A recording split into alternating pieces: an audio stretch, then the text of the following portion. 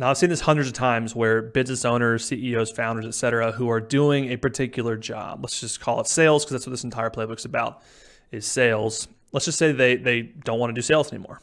I've seen it hundreds of times where because their goal is to get out of sales, their thought is, let's go hire someone to replace me.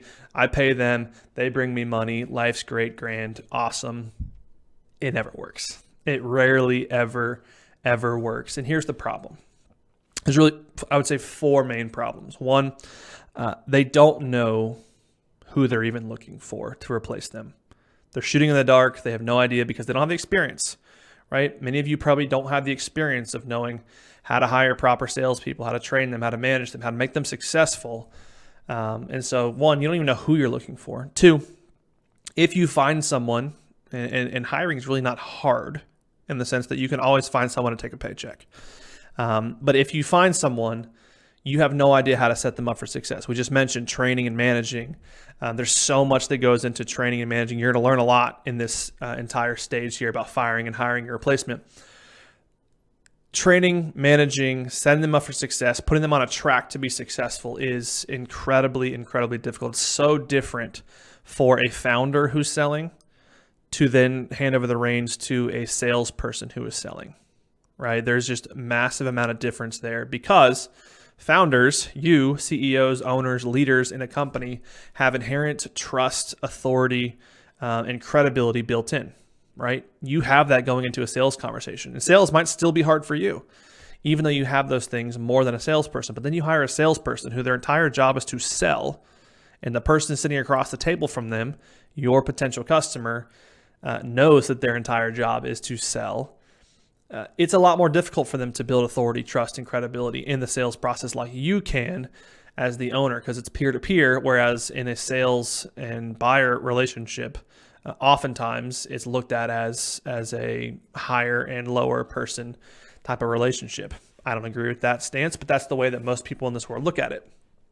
So that is another problem. You don't know how to set them up for success. The third one is that they assume that if they pay someone money, that they're going to perform the job, right? I pay you money. You sell things.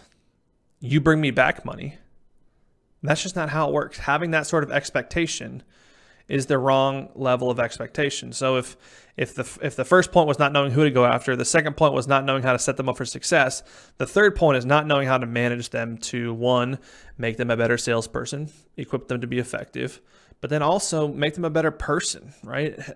Let them know that you care about them, that you're cultivating them as a person, as a salesperson, as an employee, as a contributor to your company.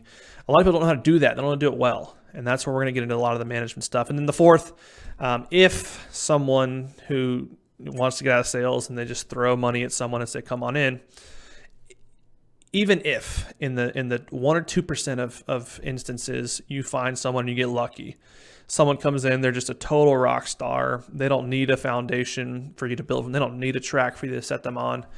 First of all, very difficult to find. But if you do get lucky and you do find that person, you're in a massive risk pool.